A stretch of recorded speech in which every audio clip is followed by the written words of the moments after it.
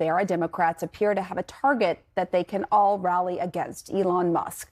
The party is trying to coordinate rallies and proposing legislation against what they're calling an elected billionaire.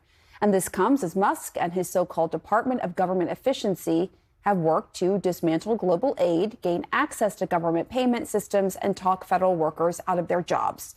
So let's discuss more now with CNN senior political commentators David Axelrod and Van Jones. Van, I just want to start with you. You were listening to that conversation from the radio host. What do you think about how Americans are viewing all of this from the right and the left? Well, I mean, it's a tale of two countries. Some people are cheerleading. Somebody's finally doing something. The government's terrible. It's been up to all these abuses, and somebody's finally going in there to do something. The problem is who is doing it and why are they doing it and how are they doing it, it does not hold up under scrutiny. And I think for Democrats who are more suspicious in the first place, this is a very disturbing set of moves on the part of Elon Musk. OPM controls all the people. He's got direct access to all the people in the federal government. Treasury controls all the money. He's got direct access to that.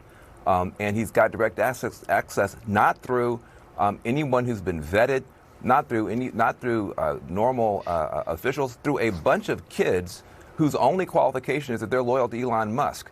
This is not a good way forward. Even if you agree with the policy agenda of the Trump administration, which I don't, but many do, doing it this way, where you essentially have an inside job takeover of unvetted, unqualified people, sets a very dangerous precedent. If you have President AOC in 4 years doing the same thing with a bunch of young progressives, I think people on the right would be in the streets. So this is a very disturbing development. And I think people on the right are cheerleading because they want the policy outcomes. They're not thinking about what it does to the American system of government permanently. I want to bring you in on this, David, and we're going to get back to the point you just made. But what do you think, David? You heard from the radio host in Iowa who said, look, my listeners are really focused on the outcome here, and they're liking what they're seeing so far. And you actually think, from what I read, some of the stuff that's been done in terms of USAID, it could be a losing issue for Democrats to maybe step in on, right? Well, let me make what I think clear on that. I am appalled by what's happened at USAID, and I think it's not just a blow to humanitarian causes and democratic causes around the world, but it's a stupid move for our own national security, and it creates a tremendous opening for China and Russia and foes of our country who want to fill the breach that we leave in a lurch here. But, I was listening to Tom, I guess his name was Jeff, the guy from Iowa. And he said, people, they hear about all this spending and there's no transparency and they want more transparency. That is understandable, but there also is no transparency about how this money is being cut. Mm-hmm. And it is more radical than any spending that I've seen. Elon Musk and his band of musketeers who are rampaging through government they know the price of everything and the cost of nothing. And they're making cuts indiscriminately without evaluating what the impacts of those are. So when we talk about outcomes, we may not know the outcomes right away, but those outcomes may be felt in people's lives. And ultimately, the people who are out there in our country are living their lives every day, and they will evaluate ultimately how their lives are affected by these things. And it could be profoundly bad because of the reckless and careless and unaccountable way that is being done right now. But if you could quickly, David, to follow up with you, then I'll get to you, Van.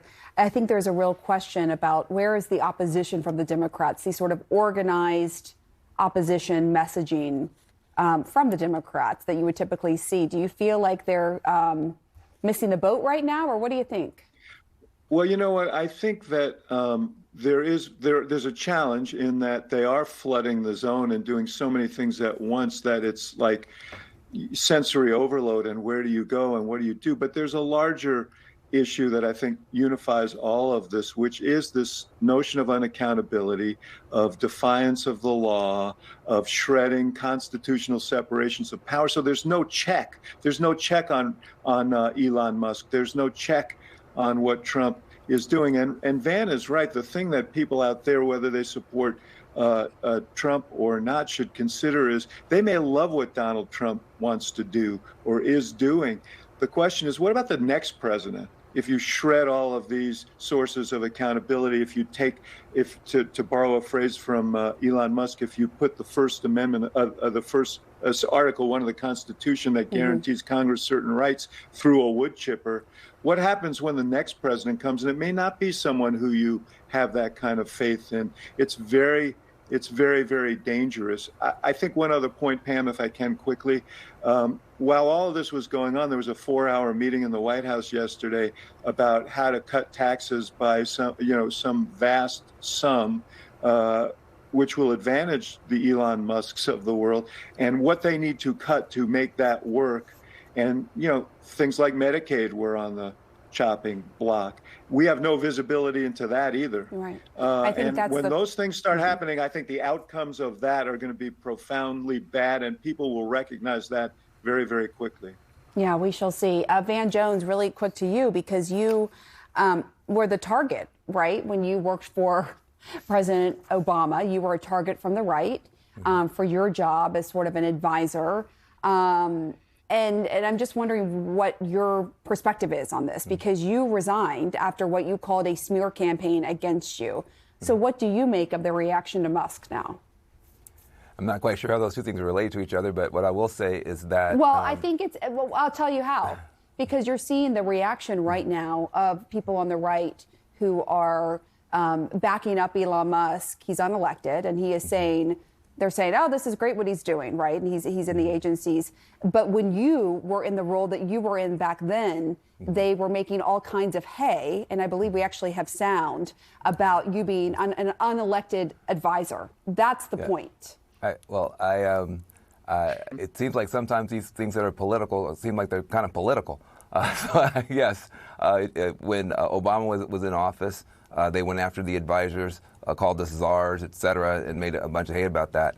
But what I think is going on here is a little bit different in that I was just a kid off the streets of Oakland that Axelrod and other people gave a chance to. Elon Musk is a billionaire who brought in his own shock troops, which is something that I was lucky to have an intern. I had a good intern, but I was lucky to have an intern. So what I would say is this: Google some terms. Dark enlightenment is a term I would Google. This is not. There's a philosophy behind this that is very, very scary. Google NRX. This is not a fascist movement. People say this is a fascist takeover. It's not. It's a neo-reactionary takeover. That's a special term. Neo-reactionary. NRX. There's a movement in Silicon Valley of billionaires who have a very coherent philosophy that is about dictatorship.